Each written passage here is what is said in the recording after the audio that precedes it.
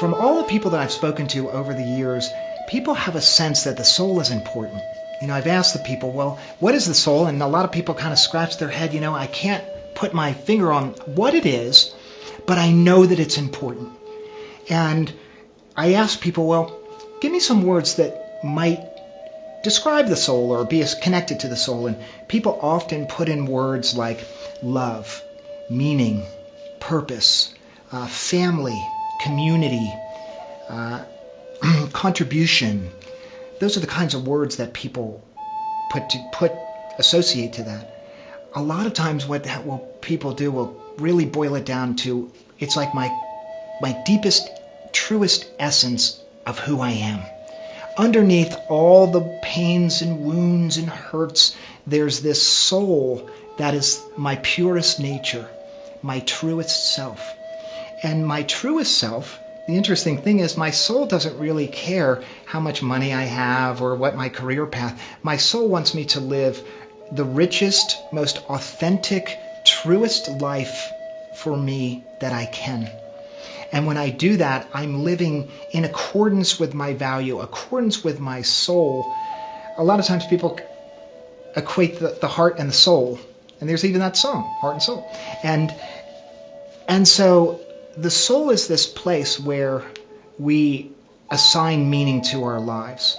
And when I begin to do things that are not in accordance with who I am, so let's say I start to tell lies to cover up some of my behavior, or I start to have to take something that doesn't belong to me, stealing, or I have to hurt people, and if that's not part of my core values, what will happen is that my essence, I get separated from who I really am, and further and further and further away until I lose track of my true self, my true nature.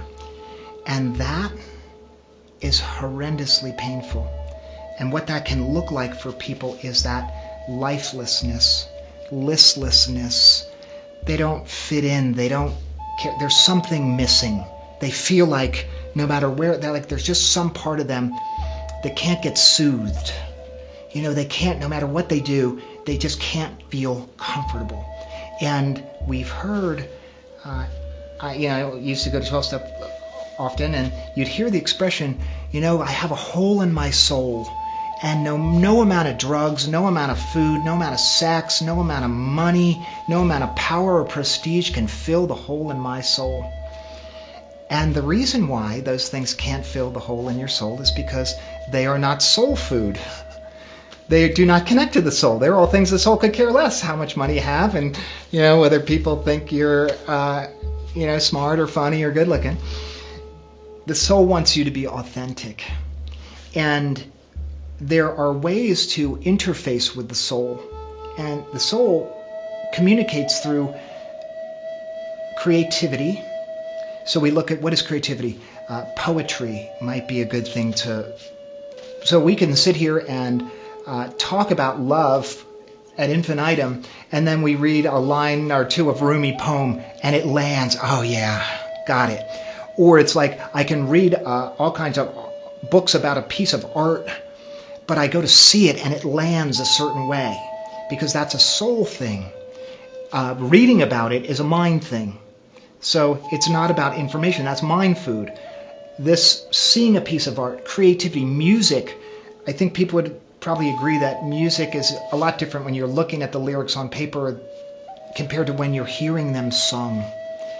They reach us in a deeper way. So we go through some processes to help people to recover this part of them. I have to recover my soul part. And in order to understand recovering our soul part, we have to understand soul loss. And soul loss typically happens when people are in traumatic situations. Part of them, like their truest nature, can't handle it, so it shuts down. So a therapist would say you've become disassociated. There's part of you that isn't home. You look fine, there's no blood, there's no whatever, but something has happened and all of your faculties are now not available to you. It's sort of like a doorway closes and now everything that's on the other side of that doorway is unavailable to me. So I'm not quite there. I'm not complete. And that is painful. So in therapy, we could say, okay, well, we'll go through a whole bunch of therapy and digress and all these different things, and eventually we can bring this part back. And as it turns out, that a lot of the wisdom traditions knew of this. And so there are procedures, processes to help make this happen faster. And we are equipped and do all that. So healing of the soul is actually one of the most important things, because think about the soul as the connection to the sacred. And I think that many people that are suffering from mental illness or addiction, they've lost the sense of the sacredness. And hey, I'm just trying to get through the day. So naturally, I don't have the luxury of thinking about the sacred, but it's a vital part of who we are. And I gave this talk a little while ago to some folks that weren't necessarily soul people. So I thought, how can I help them understand? So I thought about, these people that would join a gang. And I'm not in any way endorsing that. But what I wanted to bring up the parallel is so now I join a gang, and all of a sudden I have purpose, I have community, I have structure, I have some meaning. All of a sudden I've got some importance in my life. I have an initiation to get in. All the things that I wasn't getting at home. And oftentimes these people will do very dangerous things to be part of these gangs. And they're intelligent, right? People know crime, jail. Nobody wants to do that. But it's that important. So the soul is not a frivolous luxury item. It is of paramount importance to who we are and us feeling well. And it's the difference between being in recovery and kind of getting by, or being recovered and having a stellar, amazing, connected, integrated life. We need the soul to be online in order to do that.